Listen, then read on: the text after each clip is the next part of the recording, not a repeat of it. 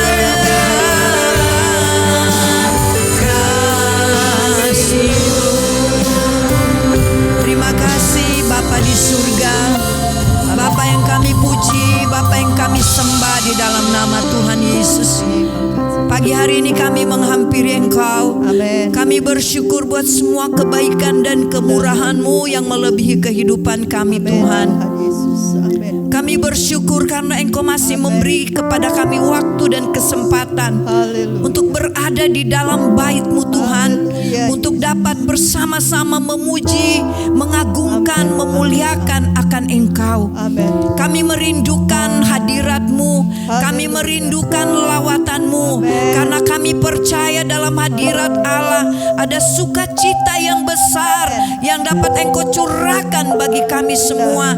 Dalam hadirat Allah kami akan merasa ada kebebasan yang dikerjakan oleh kuasa Roh Kudus. Haleluya. Kami mohon belas kasihan-Mu, Tuhan. Amin. Curahkan urapan-Mu buat setiap pelayan-pelayan-Mu, Amin. baik itu song leader, singer, pemain musik. Hamba-Mu yang Kau sudah persiapkan untuk melayani kebenaran firman Allah. Biar mereka penuh dengan urapan baru, dan urapan itu mengalir di tempat ini, menguasai kami pribadi lepas pribadi, sehingga saat kami keluar dari tempat ini, kami boleh menikmati ada sesuatu kelepasan, kebebasan yang dikerjakan oleh Roh Kudus, yang dikerjakan oleh firman Allah yang kami terima daripada Tuhan. Kami percaya saat kami menyebut nama Tuhan, tidak ada kuasa lain lagi di tempat ini, tidak ada kuasa lain yang mencoba menguasai pikiran dan hati kami, karena kami yakin Engkau Allah Roh Kudus yang sedang menguasai hati dan pikiran kami pagi hari ini. Kami terus berdoa kiranya Tuhan tolong saudara-saudara kami yang masih dalam perjalanan ataupun persiapan, bahwa mereka Tuhan tuh bersama kami memuji, membesarkan nama Tuhan. Terima kasih Bapa, kami berdoa juga buat Tamborin. Tuhan berikan mereka kesungguhan hati dalam mereka memuliakan akan nama Tuhan. Terima kasih Bapa, kami serahkan ibadah ini dari permulaan, pertengahan sampai pada akhirnya ke dalam tangan Tuhan yang ajaib, dan kami buka di dalam satu nama yang berkuasa, yaitu di dalam nama Tuhan Yesus Kristus. Haleluya. Amin.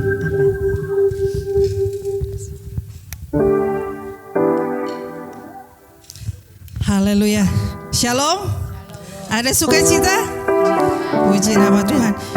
Kita selalu mau bersyukur dan bersyukur kepada Tuhan, karena hari ini buktinya kebaikan Tuhan masih berlaku dalam hidup kita.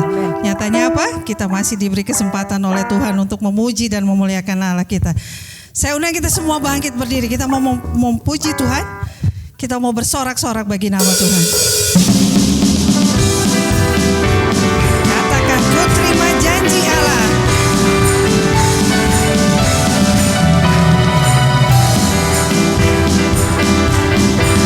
Ku terima janji Allah bagi kaum Yehuda, umat yang berdoa, memuji dan menyembah. Inilah saat yang dinanti, firman Allah telah digenapi. Kulihat penuaian terjadi yang melanda seluruh bumi. Katakan, Tuhan memberiku kegirangan. Haleluya. Dan sukacita melimpah, minyak yang baru dicurahkan. Haleluya, ku bersorak. Haleluya. Puji Tuhan. Kalau kita mau menyembah Tuhan, biar kita mau beri yang terbaik untuk Tuhan. Kita mau bersorak-sorak bagi Tuhan. Karena selama seminggu Tuhan sudah pelihara kita, Tuhan sudah jaga. Kita kasih waktu buat Tuhan selama 2 jam ini ya. Kita beri yang terbaik. Haleluya. Kita lebih bersorak-sorak lagi.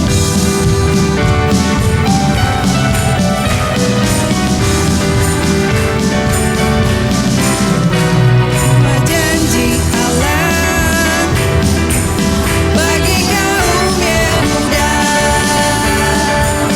umat yang berdoa, memuji dan menyembah. Inilah saat yang dinanti, firman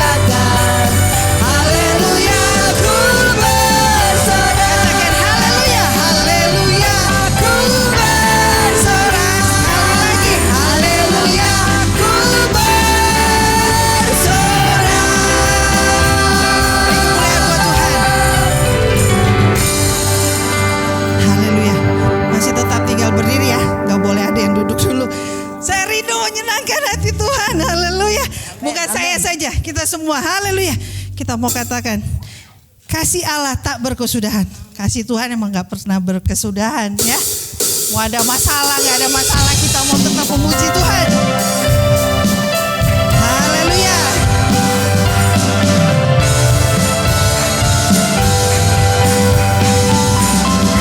Ayo, haleluya. Kasih Allah tak berkesudahan, selalu baru setiap hari. Rahmat-Nya pun tak pernah berakhir seumur hidupku.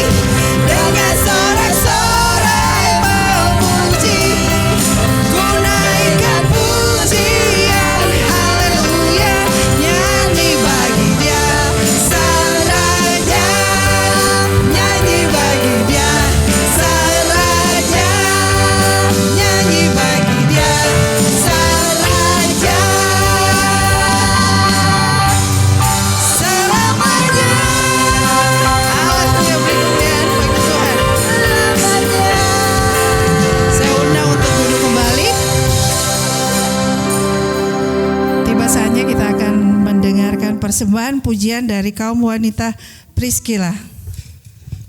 Haleluya. Saya undang ibu-ibu.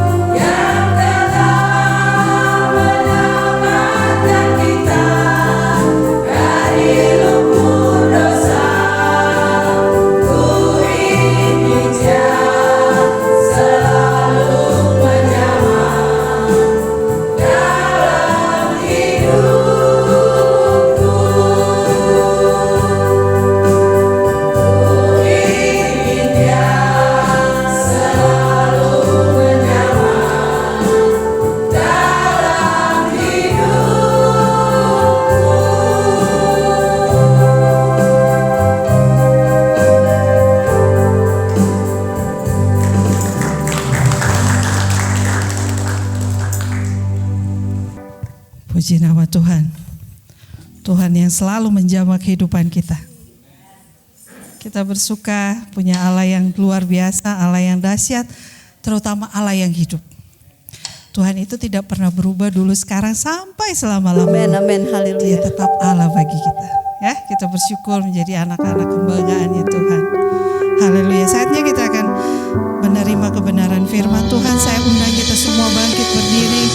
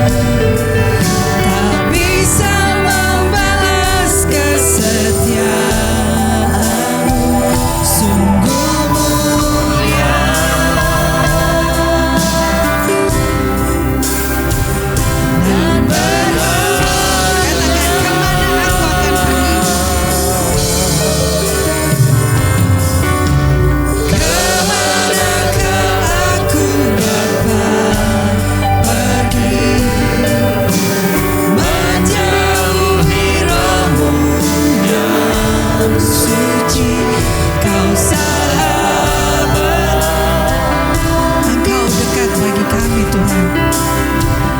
Engkau dekat,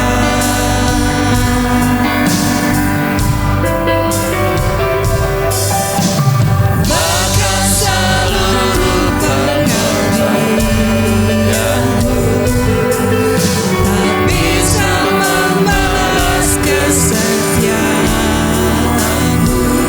Sungguh mulia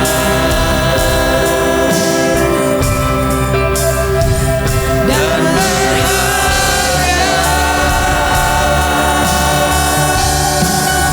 sungguh besar pengorbananmu bagiku, terlalu dalam untuk dimengerti. Sungguh besar,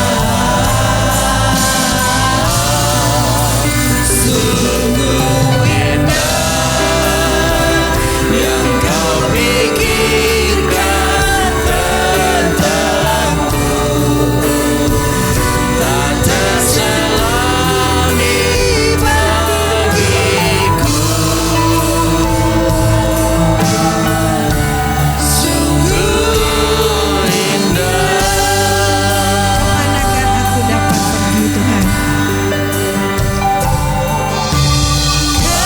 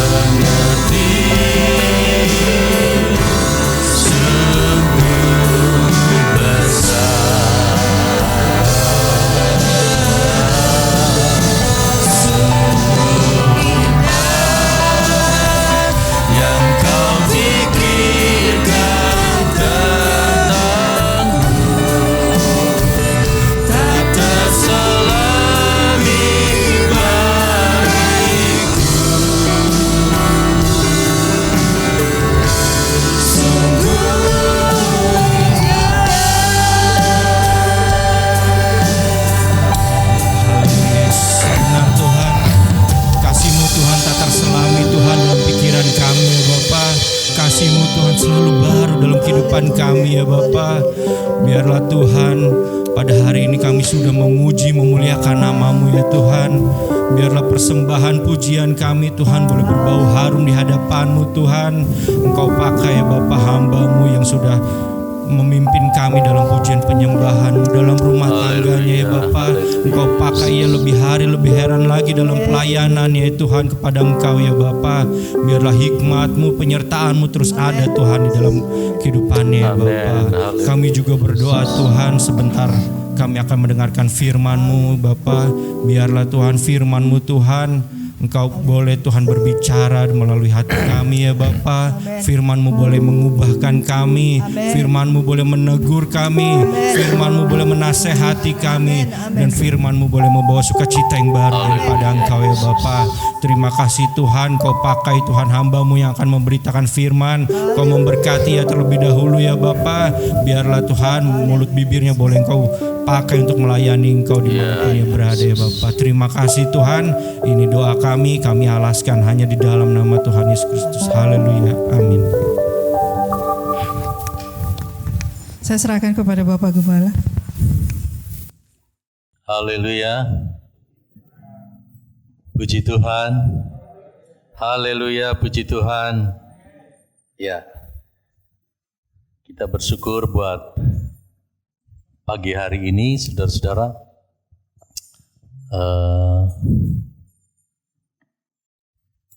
Setiap kali saya berlutut kepada Tuhan dan berkata, sungguh besar pengorbanan-Mu, saya tidak akan bisa bertahan untuk menahan air mata saudara-saudara. Karena sungguh hidup kita, ya Ibu Gembala bisa tolong ambilin kacamata, lupa.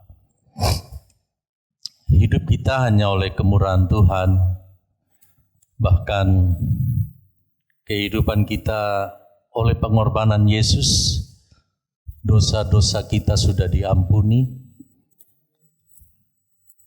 sehingga kita bisa menikmati kasih karunia Tuhan hari lepas hari. Dalam setiap kita menghadapi tantangan, setiap kali kita menghadapi masalah, kita tahu kita tidak sendiri karena ada kasih Tuhan yang begitu besar, yang menolong kita semua, yang memberi kekuatan kepada kita untuk kita dapat tetap berada di dalam Tuhan. Nah, tadi kaum wanita sudah menyanyi, biar Tuhan menjamah, selalu menjamah hidupnya. Saya yakin bapak-bapak juga ingin dijamah oleh Tuhan. Haleluya. Haleluya bapak-bapak. Ya, puji Tuhan. Nanti ada waktunya, ya. Bapak-bapak pasti akan tampil. Terima kasih. Nah, pagi hari ini saya ingin berkhotbah tentang berkat perjamuan kudus atau berkat perjamuan suci atau berkat perjamuan Tuhan, ya. Kita setiap sebulan sekali kita menerima perjamuan Tuhan, ya, perjamuan kudus. Ya, ini antara perjamuan kudus, perjamuan suci ini yang banyak sekali dipakai. GPDI pakai perjamuan Tuhan, ya. Nah, saudara-saudara, kenapa perjamuan Tuhan itu penting buat kita sebagai orang-orang percaya? Karena di dalamnya ada berkat Tuhan, ya. Waktu saya membantu pelayanan di Cimahi, itu selalu pada menjelang minggu pertama, ya, itu menjadi sebuah persiapan yang luar biasa. Artinya ketika jemaat mau datang di dalam perjamuan suci itu, ya, mereka mempersiapkan diri dari rumah untuk bersekutu dengan Tuhan lewat perjamuan Tuhan, ya. Jadi saya perhatikan waktu saya praktek di Bantu di Cimahi, setiap kali minggu pertama itu gereja penuh. Ya, setiap kali minggu pertama. Karena apa? Karena ada perjamuan. Ya. Tapi saya tidak mau hal ini hanya menjadi sebuah tradisi. Ya, karena ada perjamuan baru gerejanya penuh. Ya, baru jemaat datang. Saya rindu untuk setiap minggu kita terus bersekutu dengan Tuhan. Ya. Nah, bicara mengenai perjamuan kudus, kita lihat dalam Injil Matius pasal 26 ayat 26 sampai 29. Kita buka dalam Injil Matius pasal 26 ayatnya yang ke-26 sampai kepada ayat yang ke-29. Yang ketemu katakan amin. Ya. Ayat 26. Dan ketika mereka sedang makan, Yesus mengambil roti, mengucap berkat, memecah-mecahkannya, lalu memberikannya kepada murid-muridnya dan berkata, ambillah, makanlah, inilah tubuhku. 27. Sesudah itu ia mengambil cawan, mengucap syukur, lalu memberikannya kepada mereka dan berkata, minumlah kamu semua dari cawan ini, sebab inilah darahku, darah perjanjian yang ditumpahkan bagi banyak orang untuk pengampunan dosa. Akan tetapi aku berkata kepadamu,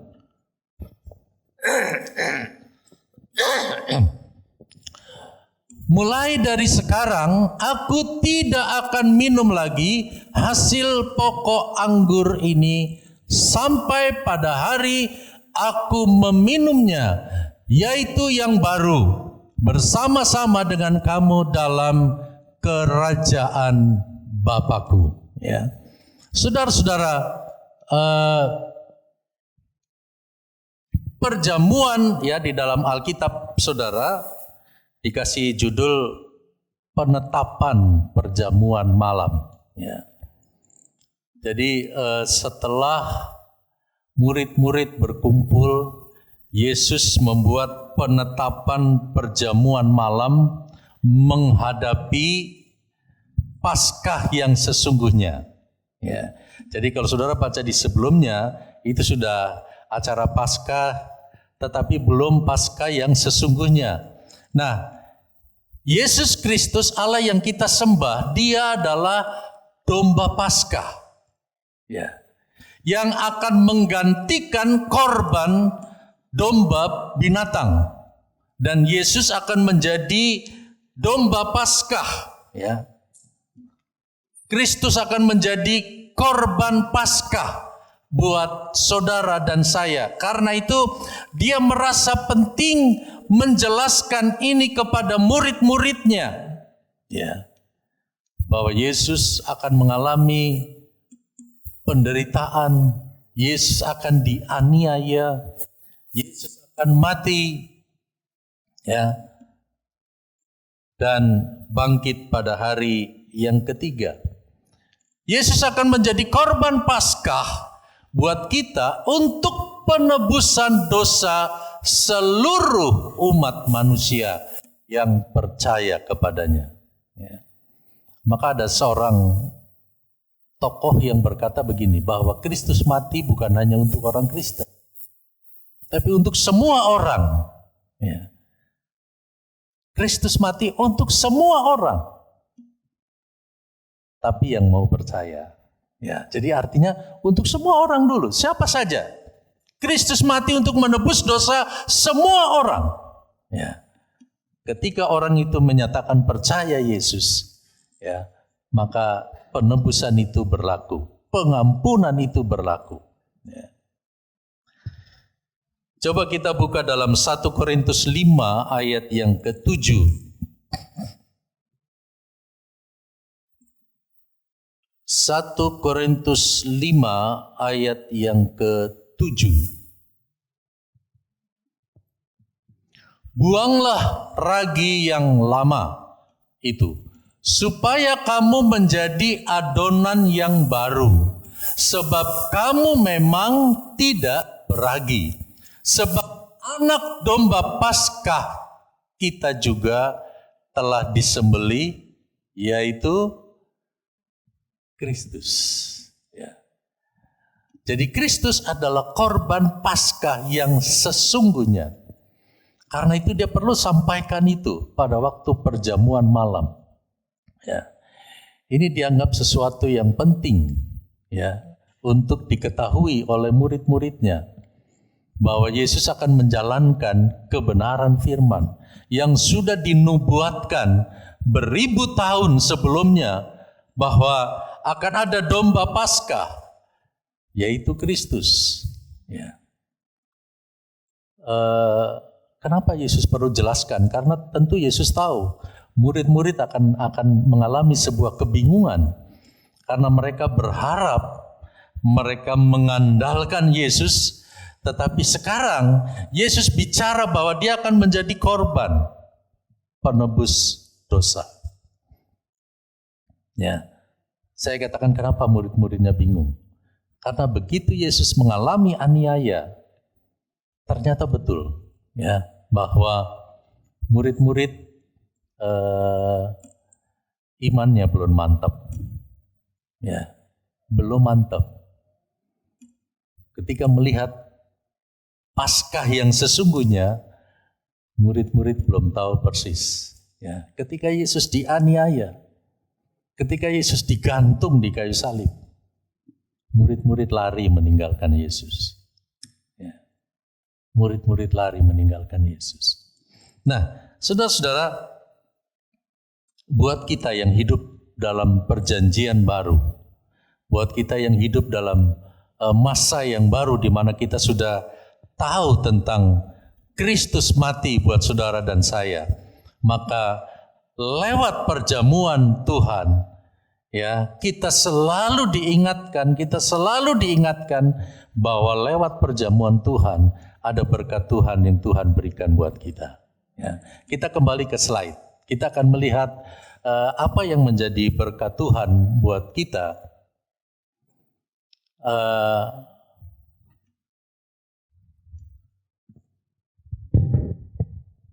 Mungkin bisa minta tolong minum. Ya, yang pertama, lewat perjamuan Tuhan,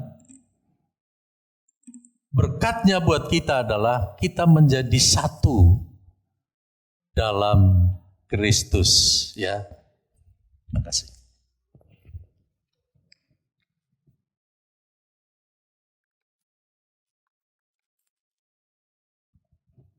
Secara fisik, murid-murid menjadi satu dengan Yesus.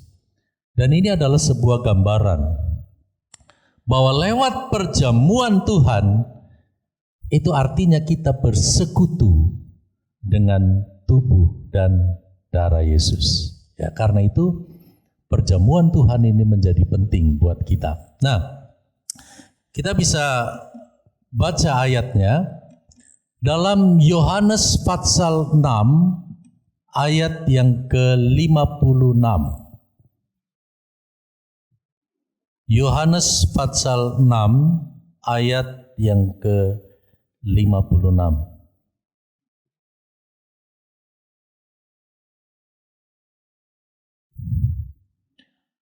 Lalu ia berkata, sebab itu 56. Yohanes 6 ayat 56. Ya. Ya. Barang siapa makan dagingku dan minum darahku, ia tinggal di dalam aku dan aku di dalam dia. Terjadi sebuah persekutuan, ya, menyatu antara kehidupan kita secara rohani. Kita menyatu dengan tubuh dan darah Yesus. Ya. Dan ketika perjamuan suci ini, ya, artinya bahwa kita yang ditebus oleh darah Yesus, ya, melalui perjamuan Tuhan yang diadakan di mana saja, ya. Kalau pada hari ini mereka juga mengadakan perjamuan, maka hari ini secara global kita orang-orang yang ditebus oleh darah Yesus mengadakan persekutuan dengan Yesus yang menyerahkan dirinya buat saudara dan saya. Ya. Jadi ada persekutuan, ya. Nah, kita kembali ke firman Tuhan dalam Efesus 2 ayat yang ke-12. Kita lihat dalam Efesus 2 ayat yang ke-12. Bahwa waktu itu kamu tanpa Kristus tidak termasuk kewargaan Israel dan tidak mendapat bagian dalam ketentuan-ketentuan yang dijanjikan, tanpa pengharapan dan tanpa Allah di dalam dunia. Kita kembali ke slide. Ya, menjadi satu dalam Kristus. Sebelum kita menjadi satu di dalam Kristus, ya, maka dalam pembacaan tadi ada 3 tanpa yang saudara perhatikan, ya, dalam Efesus 2 ayat 12, ya. Sebelum kita mengadakan perjamuan Tuhan, maka kita tanpa Kristus, ya. Kita kembali ke slide saja, ya. Yang pertama, tanpa Kristus. Kalau kita tanpa Kristus, maka kita tidak termasuk dalam kewargaan Israel, ya. Memang kita secara daging kita bukan keluarga negara Israel. Tetapi ketika kita menyatu dengan Kristus, kita secara rohani kita menjadi Israel rohani, di mana bangsa Israel adalah bangsa yang dikasihi oleh Tuhan. Ya, jadi saudara, ketika kita menyatu dalam Kristus, Kristus di dalam kita, maka kita sudah termasuk menjadi Israel rohani, yaitu kita termasuk bangsa yang dikasihi oleh Tuhan. Ya. Ketika kita menyatu dalam Kristus, ya, jika kita tanpa Kristus, maka kita tidak mendapat bagian dalam perjanjian-perjanjian, dalam ketentuan-ketentuan perjanjian. Ya, tadi dalam Efesus 2 ayat 12. Kalau kita tidak di dalam Kristus, maka kita tidak termasuk. Ya, tidak termasuk orang-orang yang menerima, tidak termasuk dalam ketentuan orang-orang yang berhak untuk menerima perjanjian. Ya. Tetapi lewat perjamuan Tuhan, Tuhan menyatukan kita, maka kita berada di dalam Kristus. Ya. Kita berada di dalam Kristus, Kristus ada di dalam kita, maka kita termasuk menjadi bagian orang-orang yang menerima perjanjian daripada Tuhan. Ya. Tanpa yang kedua tadi, kalau kita tidak menyatu di dalam Kristus, maka dikatakan hidup kita seperti tanpa pengharapan. Ya. Karena hanya di dalam Kristus adalah sumber pengharapan kita. Amin. Yesus harapan jiwaku. Itu hanya orang-orang yang percaya kepada Yesus, yang sudah menyatu di dalam Kristus, maka kita bisa berkata bahwa Yesus harapan jiwaku. Ya. Tetapi orang yang belum menyatu dengan Kristus, dia tidak mengerti atau hidupnya tanpa pengharapan. Ya. Lalu tanpa yang ketiga, tanpa Allah. Ya, saudara bisa bayangkan kalau hidup kita tanpa Allah.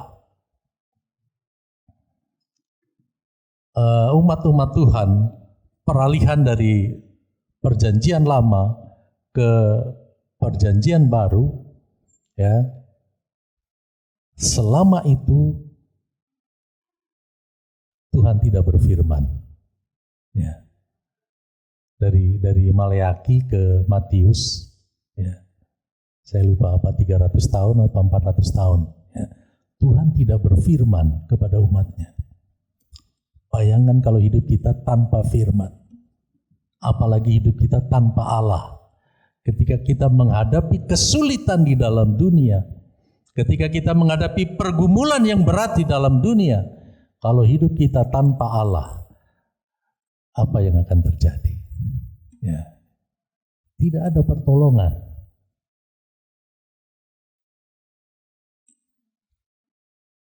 Paulus bisa berkata dalam 1 Korintus 13, ya, bahwa pencobaan-pencobaan yang kamu alami itu adalah pencobaan biasa yang tidak melebihi kekuatanmu, ya.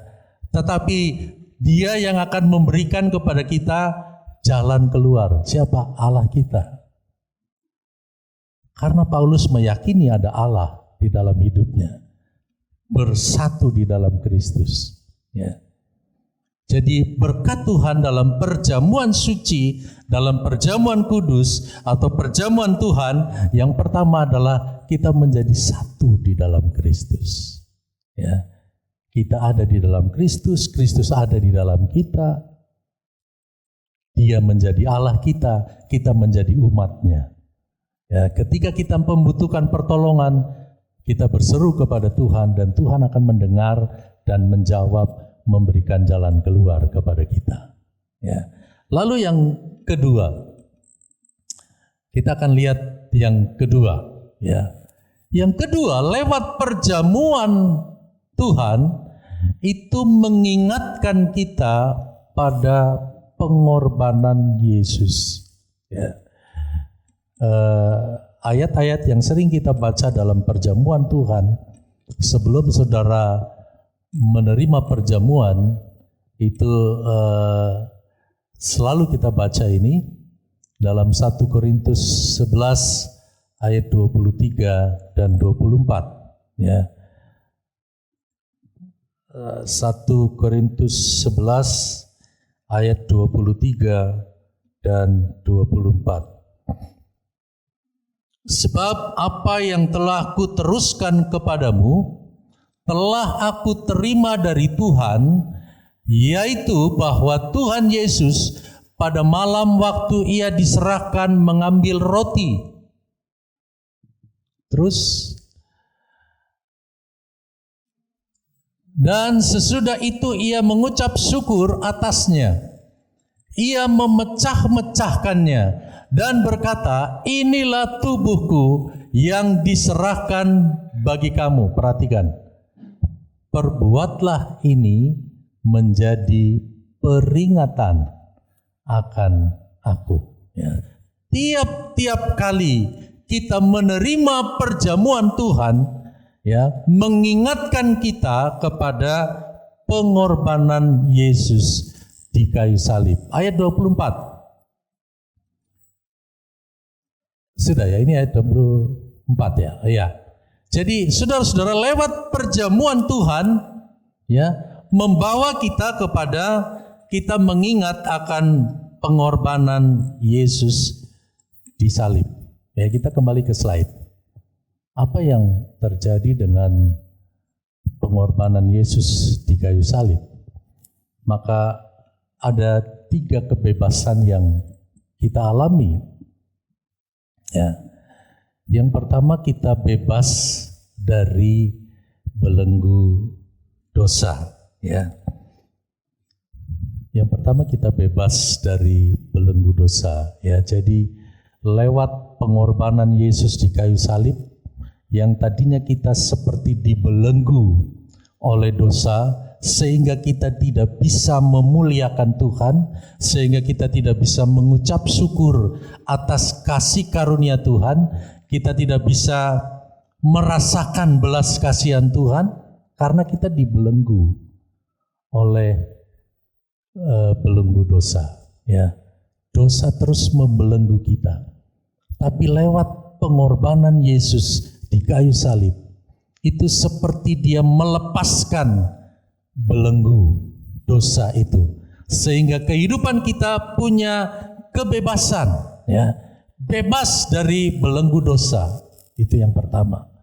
Lalu yang kedua, kita bebas dari semua kuasa gelap. Ya. Bebas dari semua kuasa gelap. Nah, suka ada pertanyaan begini. Kenapa ada orang Kristen yang masih bisa kesurupan? Ya. Kan itu kuasa gelap. Ya. Kenapa ada orang Kristen yang masih bisa kesurupan? Ya. Saya dipercayakan Tuhan berapa kali menghadapi orang-orang yang kesurupan. Ya. Dia Kristen, saudara-saudara. Ya, dia Kristen. Tapi kenapa bisa kesurupan? Ya. Saya pernah menghadapi orang yang kesurupan yang seperti dirasuk setan harimau. Ya. Saya kaget sekali waktu saya dipanggil untuk mendoakan, ya, orang ini. Ya, waktu saya datang ke rumahnya, dia berada di bawah kolong meja. Waktu saya buka pintu, saya kaget sekali, saudara. Ya, saya buka pintu tiba-tiba, wow, ya, dari bawah kolong meja, saudara-saudara. Ya, saya pas baru buka pintu, jadi darah Yesus. Ya, untung saya berteriaknya darah Yesus, bukan ayam. Ya, saya langsung refleks darah Yesus berkuasa. Kaget, saudara-saudara. Ya. Dia memang seperti harimau, ya, tangannya menyengkeram di tembok begitu lalu, wow, ya. Yang puji Tuhan saya pada waktu itu tidak sendiri, ya. Pas saya lagi ada tamu dan tamunya hamba Tuhan, ya. Waktu ada satu pemudi datang ke rumah dan dia minta didoakan, pokoknya didoakan. Saya datang dengan dua hamba, jadi berdua, ya, tidak sendiri. Karena waktu itu bersifat mendesak, bersifat darurat, jadi saya tidak ada persiapan untuk doa puasa, ya. Jadi, tapi tetap ada pembelaan Tuhan.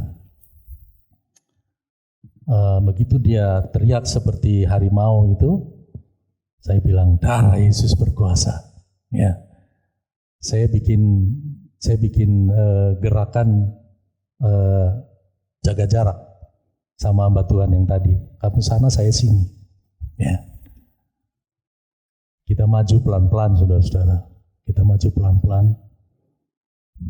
Saya bilang, tangkap tangannya. Ya. Jadi supaya dia tangannya nggak bisa buat apa-apa. Ya. Saya tangkap dan saya pegang dalam nama Yesus. Saya berdoa, panggil nama Yesus. Dalam nama Yesus yang berkuasa, roh-roh jahat yang ada di dalam tubuh ini keluar. Ya. Kita berdua. Ya, dia juga hamba Tuhan. Kebetulan sama-sama satu angkatan. Ya, jadi kita berdua bersetrap dalam nama Yesus, dalam nama Yesus. Biasanya kan orang kesurupan biasanya dijaga sampai 4-5 orang juga nggak kuat. Ya. Tapi dengan kuasa darah Yesus, kuasa Tuhan yang luar biasa, dia takluk, saudara-saudara. Ya, dia takluk. Begitu saya pegang tangan sini, yang teman saya pegang tangan sini, terus tahu-tahu dia seperti harimau yang tulangnya lunak, ya, seperti di presto. Ya. Iya, seperti harimau yang tiba-tiba tulangnya seperti lunak begitu. Dia terus lemes gitu. Lemes, saya doakan terus. Saya doakan dan akhirnya dia diem dan dia lemes. Saya bilang, kita ke dalam yuk. Saya bawa ke kamarnya. Ya. Saya bawa ke kamarnya, ternyata di dalam kamar itu gelap. Ya, di dalam kamarnya itu gelap. Saya lupa dicat hitam atau dipakai stiker hitam. Ya, di situ ada stiker-stiker rock and roll, ada stiker-stiker, pokoknya yang serem-serem, saudara. Ya, saya bilang sama mamanya, Tante, tolong kalau bisa ini dirubah. Ya, suasana kamar jangan begini. Ini nggak bagus, gelap. Ya, kita harus bebas dari segala kuasa gelap. Ya. Nah, saudara-saudara, tadi pertanyaannya, kenapa orang Kristen bisa kesurupan? Ya. Nah, ini dia, saudara-saudara. Saya ingat satu ayat, Rasul Paulus pernah bilang, jangan pernah beri kesempatan kepada iblis. Artinya jangan beri ruang kepada iblis. Ya. Kalau orang Kristen kebanyakan bengong, itu juga bisa kesurupan. Ya. Artinya dia Kristen tetapi dia kosong. Ya, kosong. Hidupnya tidak ada persekutuan dengan Tuhan. Ya, tadi hal yang pertama. Tidak ada persekutuan dengan Tuhan. Jadi hidupnya kosong. Pada waktu dia kosong, itulah kesempatan iblis bekerja. Ya. Jadi sebenarnya yang kedua, ketika kita mengingat pengorbanan Yesus lewat perjamuan Tuhan, ya, kita bebas dari segala kuasa gelap. Lalu yang ketiga, kita bebas untuk datang kepada Tuhan. Amin, saudara-saudara. Saudara sekarang tidak ada batasan. Saudara mau datang kepada Tuhan pagi hari, mau siang hari, mau sore hari, malam, bahkan subuh. Saudara bisa datang kepada Tuhan. Saudara tanpa mengundang pendeta, saudara bisa datang kepada Tuhan. Ya, berhubungan dengan Tuhan, berdoa kepada Tuhan. Karena apa? Karena kita sudah menerima perjamuan Tuhan. Ya. Ada satu ayat yang kita bisa baca dalam Kolose pasal 2 ayat yang ke-14. Kolose pasal yang kedua ayat 14.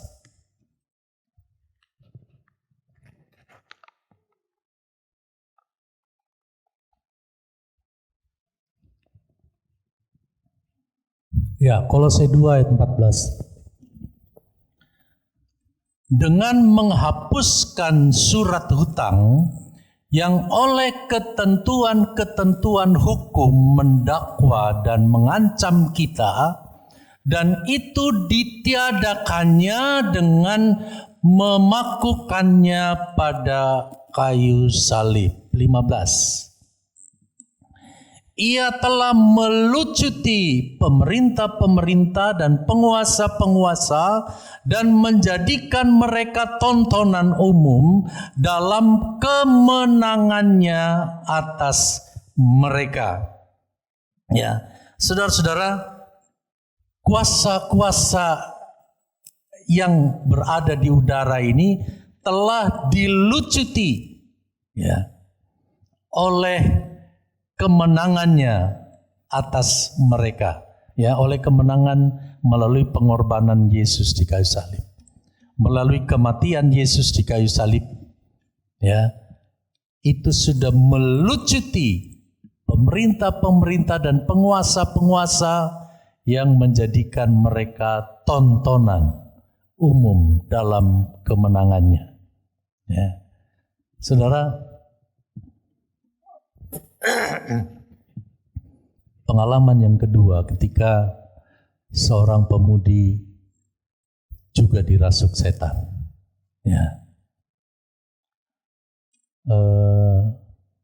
Dia juga notabene orang Kristen. Ya. Pada waktu itu karena dia bukan di gereja kita, diundang pendetanya. Ya.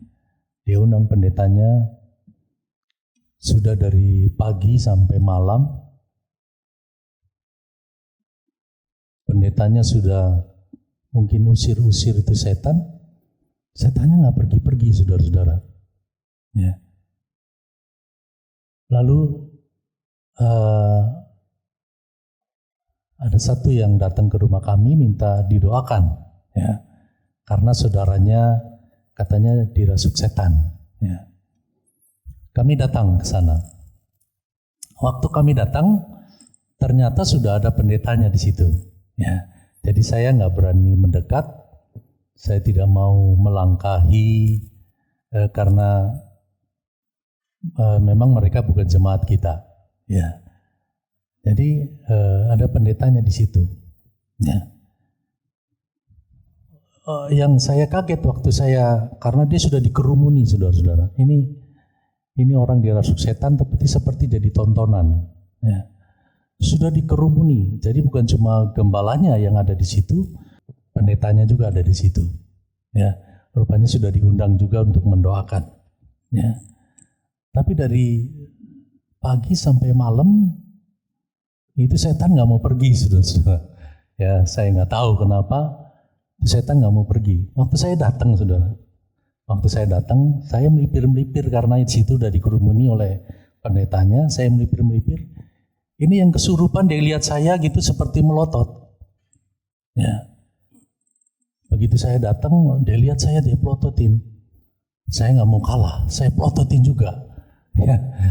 Iya, saudara-saudara. Dia pelototin terus, dia ikutin terus. Saya jalan gitu, diikutin matanya. Saya pelototin juga. Ya, saya duduk. Setelah duduk, mungkin pendetanya, gembalanya itu dia berdiri. Ya. Apa yang terjadi, saudara-saudara? Waktu gembalanya itu berdiri, ini yang dirasuk setan ini ngoceh. Ya. Apa kamu? Dia bilang. Sampai pendetanya itu seperti malu. Gitu. Apa kamu? Saya tahu semua tentang kamu. Saudara bayangkan, orang yang dirasuk setan, dia bilang seperti itu. Saya tahu semua apa perbuatanmu. Gitu. Dia sambil ngeliatin saya begini. Ya, saya udah muter kan. Saya sekarang ada di sana. Habis dia ngomong-ngomong begitu, dia tunjuk-tunjuk begitu. Dia ngeliatin saya begitu, saya liatin terus. Ya. Nah, terus mereka udah doa. Ya, mereka doa.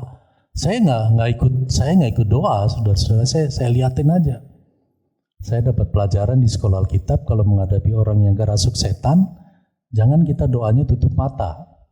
Takut kita diranggeh, di krau, ya. Apa ya? Ya, kita dicakar, ya, di kerau. Saya nggak tutup mata, saudara-saudara. Saya melotot terus, ya. Dan setelah itu, saudara-saudara, ya saya ingat waktu itu akhirnya begitu mereka udah doa-doa nggak turun-turun, ya si setan nggak pergi-pergi, akhirnya gantian dong. Saya yang maju sekarang. Ya, saya maju dengan tim waktu itu, kebetulan saudara Medi ikut dan istrinya juga mau ikut-ikutan doa gitu ya. Saya kaget tiba-tiba si orang yang dirasuk setan ini dia teriak ke istrinya Medi. Ya. Dia bilang, apa kamu? Sampai dianya kaget, saudara-saudara. Dia bilang, apa kamu? Takut ya? Katanya. Takut ya? Katanya. Enggak. Saya nggak takut, tapi sambil mundur-mundur. Saudara. Dia bilang, takut ya? Katanya. Terus saya bilang kepada istri saya, suruh mundur aja. Kalau takut mundur. Ya, jangan takut. Kalau takut nggak usah ikut. Ya, waktu saya sudah menghadapi ini orang yang kerasuk setan, perempuan, saudara-saudara. Saya pegang tangannya, ya, dia ngoceh,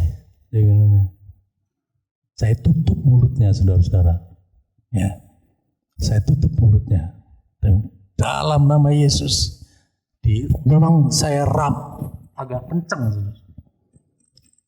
Gembalanya bilang begini, Pak, jangan keras-keras Pak, kalau nggak keras saya nggak mau pergi. Jadi saya memang agak keras, saudara. Ya, ibaratnya kita mau naik gunung pakai gigi 4, dia nggak bisa, saudara-saudara. Mesti pakai tek-tek, minimal gigi 2 atau gigi 1. Saya gak teriak, dia bilang dalam nama Yesus, sampai saya rames mulutnya, ya, saya tutup gitu. Karena ini kata-katanya ini bisa melemahkan orang yang akan doa, iya kan? Nah, si gembalanya nggak berani, ya. Waktu dia udah dikata-katai, dia nggak berani untuk tutup mulutnya. Saya tutup, ya, saya tutup. Nah, setelah saya tutup, jadi saya nggak mendengarkan kata-kata yang negatif. Saya tahu Tuhan kita adalah Tuhan yang berkuasa menolong kita. Kita harus bisa bebaskan orang yang dalam kuasa gelap, ya, untuk terbebas. Ya. Nah, puji Tuhan, pada akhirnya dia diam, dan saudara tahu seperti yang di Alkitab, ya. Setelah itu dia minta makan. Ya, setelah itu dia minta makan. Saya bilang, Ibu Rani, ajak makan. Ya, karena lapar, mau makan. Seperti di Alkitab kan begitu. Ada orang yang dirasuk setan, setelah didoakan, dia terbebas dari kuasanya, dan dia minta makan. Ya. Nah, jadi saudara-saudara, lewat perjamuan Tuhan, kita, yang kedua tadi, kita kembali ke slide, yang kedua bahwa kita mengingatkan kita kepada pengorbanan Yesus. Lewat pengorbanan Yesus, kita dibebaskan dari 3 hal. Bebas dari belenggu dosa, bebas dari kuasa kegelapan, dan kita bebas untuk datang kepada Tuhan. Ya. Karena apa? Kita ingat kepada peristiwa di mana ketika Yesus mati, itu ada tirai yang terbelah. Ya. Ada tirai yang terbelah. Artinya kita bisa langsung bertemu dengan Tuhan. Ya. Kita bisa langsung berseru kepada Tuhan ketika kita perlu Tuhan. Ya. Kita kalau mungkin saudara mau ke gereja minta doa kejauhan, saudara bisa langsung berlutut menyembah Tuhan dan katakan apa yang menjadi pergumulanmu, katakan apa yang menjadi kesulitanmu. Ya. Kita punya kebebasan untuk kita datang kepada Tuhan. Ya. Kalau dulu bangsa Israel mesti melalui imam. Ya. Orang yang hidup dalam perjanjian lama, ya, untuk masuk ke ruang Maha Kudus mesti ada imam besar. Ya. Sekarang justru Yesus menjadi imam besar kita. Dia sudah menjadi pengantara buat kita, sehingga kita bisa langsung, ya, untuk menaikkan doa atau menghubungi Tuhan. Lalu yang ketiga, ya, yang ketiga mendatangkan pengampunan dan kesembuhan. Kita baca di Matius 26 ayat yang ke-28. Sebab inilah darah, Matius 26 ayat 28. Matius 26 ayat 28. Ya, sebab inilah darahku, darah perjanjian yang ditumpahkan bagi banyak orang untuk pengampunan dosa. Ya. Jadi yang pertama, bahwa melalui perjamuan Tuhan, ya, kita tahu bahwa melalui kuasa darahnya kita mendapatkan pengampunan dosa. Ya. Kenapa kita mesti berulang-ulang, ya, untuk selalu menerima perjamuan Tuhan, untuk selalu minta pengampunan dosa, ya. Jadi gini, saudara-saudara, ketika kita percaya Yesus, ya, kita percaya dan menerima Yesus sebagai Tuhan dan Juru Selamat kita, lalu kita percaya tentang pengorbanan Yesus di kayu salib, maka dosa-dosa kita di masa lalu diampuni oleh Tuhan. Ya, perhatikan baik. Dosa-dosa kita, ketika kita percaya akan pengorbanan Yesus di kayu salib, dosa-dosa kita di masa lalu diampuni oleh Tuhan. Ya. Tetapi setelah kita diampuni, kita masih bisa jatuh dalam dosa enggak? Bisa, saudara-saudara. Ya. Saya pernah berdebat waktu di sekolah Alkitab. Ya, kenapa disebut salah satu nama penginjil dunia? Kenapa dia bisa jatuh dalam dosa? Padahal dia penginjil yang hebat, yang luar biasa. Kenapa dia jatuh dalam dosa? Waktu di sekolah Alkitab kan lagi seneng-senengnya baca Alkitab, seneng-senengnya belajar, dan senang-senangnya berdiskusi, kadang-kadang juga jadi ribut gara-gara diskusi. Ya. Lalu teman saya dia tanya, kenapa orang yang seorang penginjil yang besar, ya, dia bisa menobatkan orang dengar khotbahnya dia, orang bertobat, orang dengar khotbahnya dia, sakitnya disembuhkan.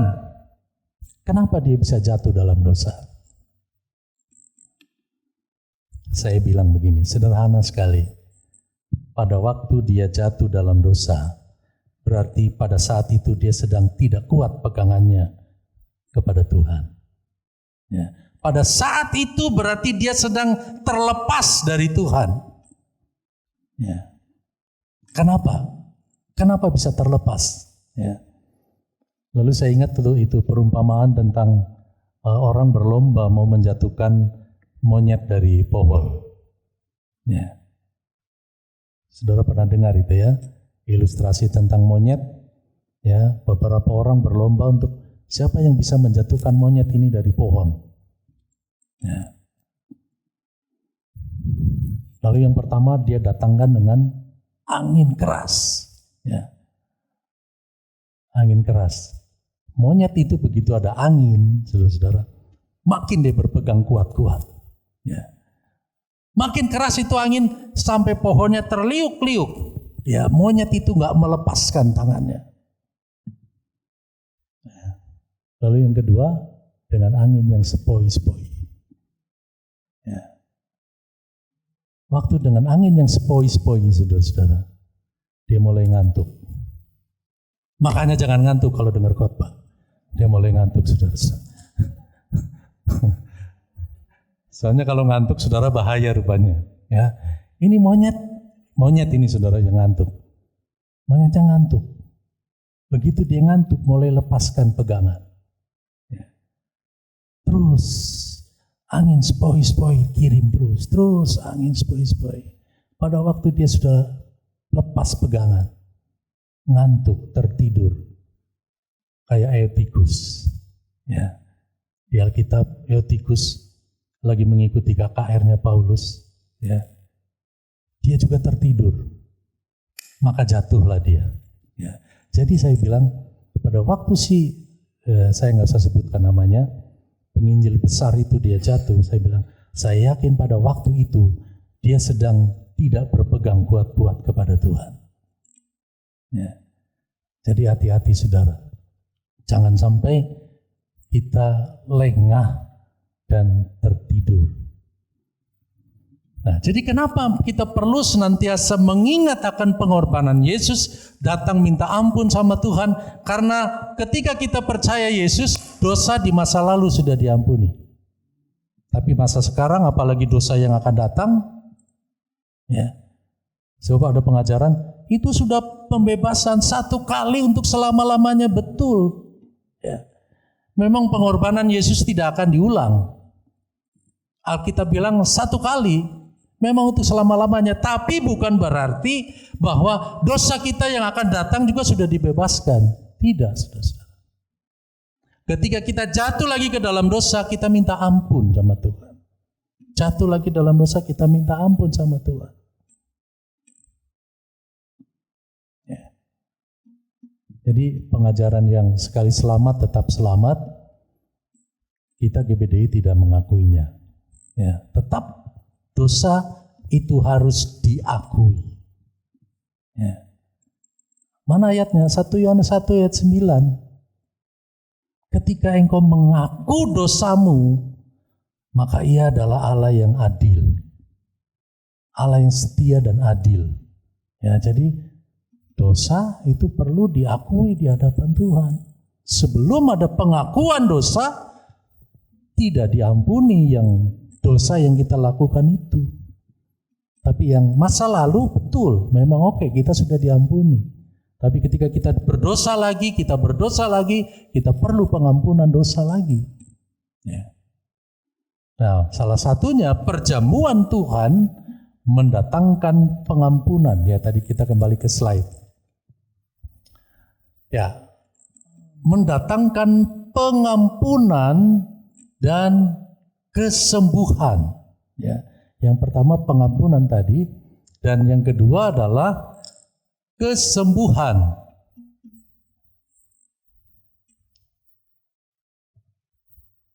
Ya, 1 Petrus 2 ayat 24. Ya, 1 Petrus 2 ayat 24 dikatakan, ia sendiri telah memikul dosa kita di dalam tubuhnya di kayu salib, supaya kita yang telah mati terhadap dosa hidup untuk kebenaran, dan oleh bilur-bilurnya kamu telah sembuh. Oleh bilur-bilurnya kamu telah sembuh. Oleh bilur-bilurnya kamu telah sembuh. Ini adalah bahasa iman, saudara-saudara. Oleh bilur-bilur Yesus, bilur-bilurnya, nya huruf besar. Oleh bilur-bilur Tuhan, oleh bilur-bilur Yesus, kamu telah sembuh. Artinya bahwa ketika kita mengingat pengorbanan Tuhan, melalui perjamuan Tuhan, kita ingat pengorbanan Tuhan, dan kita tahu pengorbanan Tuhan itu mendatangkan pengampunan dan kesembuhan. Ya, jadi kita yakin kesembuhan adalah bagian kita. Ya, pengampunan adalah bagian kita. Kapan? Ketika kita menerima perjamuan Tuhan. Karena itu ketika kita menerima perjamuan Tuhan, anak kecil jangan dikasih. Karena dia belum ngerti. Ya. Anak yang belum ngerti tidak boleh dikasih. Ya. Karena dia belum ngerti arti dari perjamuan Tuhan. Ya. Ketika dia mengerti, kalau di Protestan, sebelum mereka disidi, nggak boleh ikut perjamuan Tuhan. Ya. Jadi walaupun umur 30-40, kalau belum disidi, belum boleh ikut perjamuan Tuhan. Betul ya Pak ya? Seperti itu. Tetapi ketika kita sudah mulai mengerti, kita tahu bahwa ini dosa, ini nggak dosa, kita sudah mulai bisa membedakan mana yang berkenan dan yang tidak berkenan di hadapan Tuhan, mana yang dosa dan tidak dosa di hadapan Tuhan.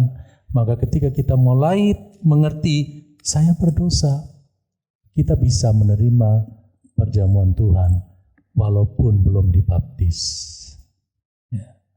Walaupun belum disidi, tapi kita sudah mengerti tentang arti perjamuan Tuhan, kita bisa untuk menerima perjamuan Tuhan. Ya, seperti kalau saudara baca di 1 Korintus pasal 11, jangan sampai lewat perjamuan Tuhan bukan mendatangkan kesembuhan, tapi justru mendatangkan celaka.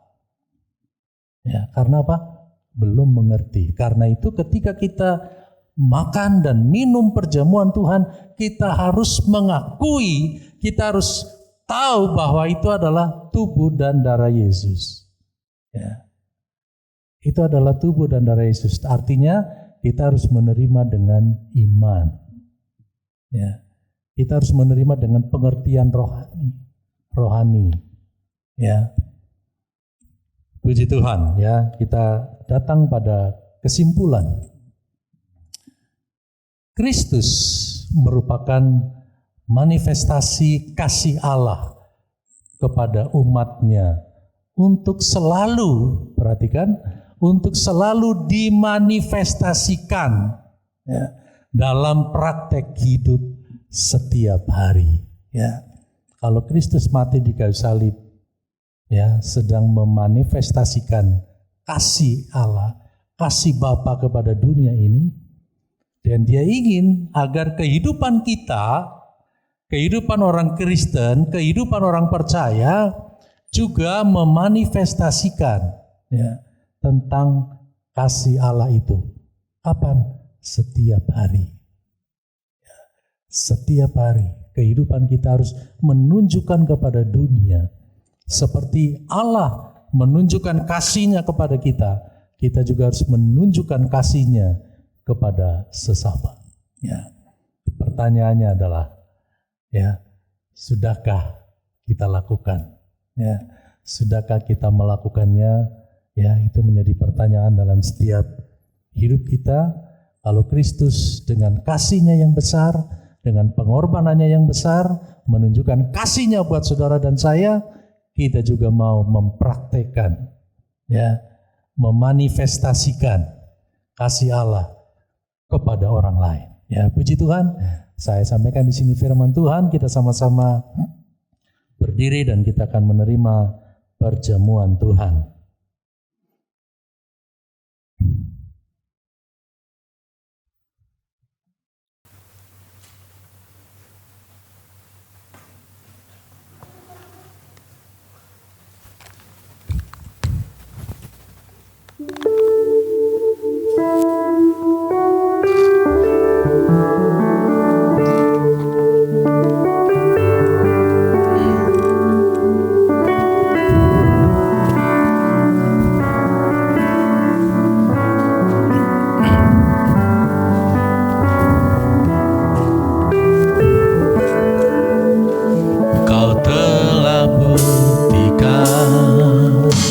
Cintamu pada